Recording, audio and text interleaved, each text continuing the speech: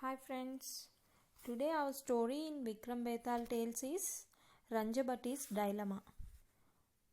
Once again, King Vikramaditya climbed the tree and brought Betal down.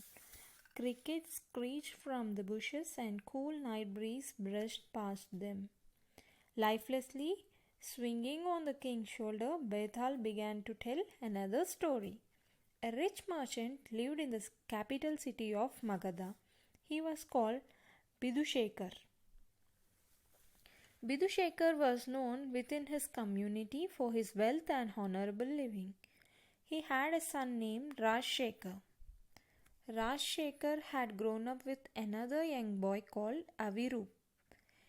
They had always been best friends. People who did not know about them often thought that they were brothers. As they grew up to be young men, they began to enjoy themselves by traveling in and around the city.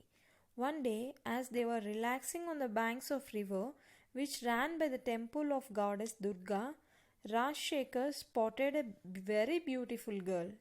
He fell in love with her at once. Avirup knew who the girl was.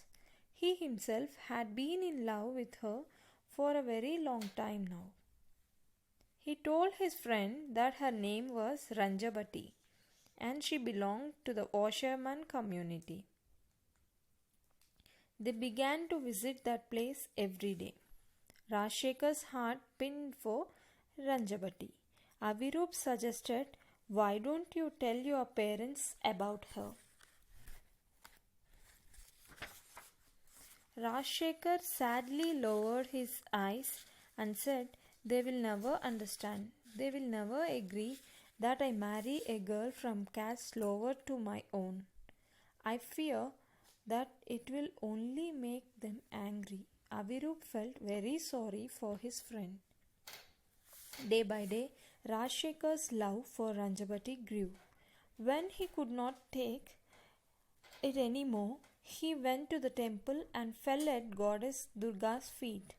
"Mother, my love for Ranjabati is killing me. Bless me, mother, that I marry Ranjabati. I promise I shall offer you my head on a full moon night."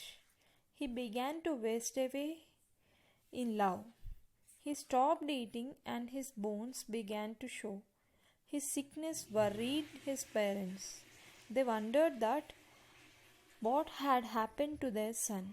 Avirup told them Rajshekar had fallen in love with Ranjabati and was wasting away because he couldn't marry her without their consent.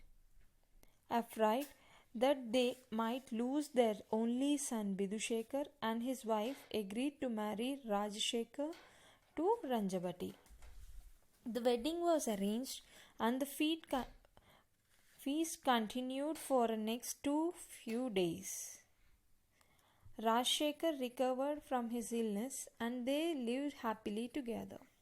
One day, when Rajshekar, Ranjabati, and Avirup were visiting the river where they had been before and saw Ranjabati, Rajshekar remembered his promise to goddess Durga. He decided to wait for a full moon night. As the next full moon night arrived, he went to the temple. With folded hands and tears in his eyes, he thanked the goddess for her blessings. Then, with his sword, he cut his head off. When Rajshekar did not come back, Ranjabati began to worry. She sent Avirup to look for her husband. When Avirup found his friend in the temple, he grieved. He prayed to Goddess, "Mother, I do not want people to believe that I have murdered my best friend for his beautiful wife. I must also offer myself to you. Please accept my sacrifice." And with Rajshekar's sword, he cut his head from his body and lay there at the goddess' feet. Ranjabati, after waiting for a long time, grew impatient. She set out herself to find her husband and his friend. When she reached the temple, she almost fainted to see the men lying in a pool of blood.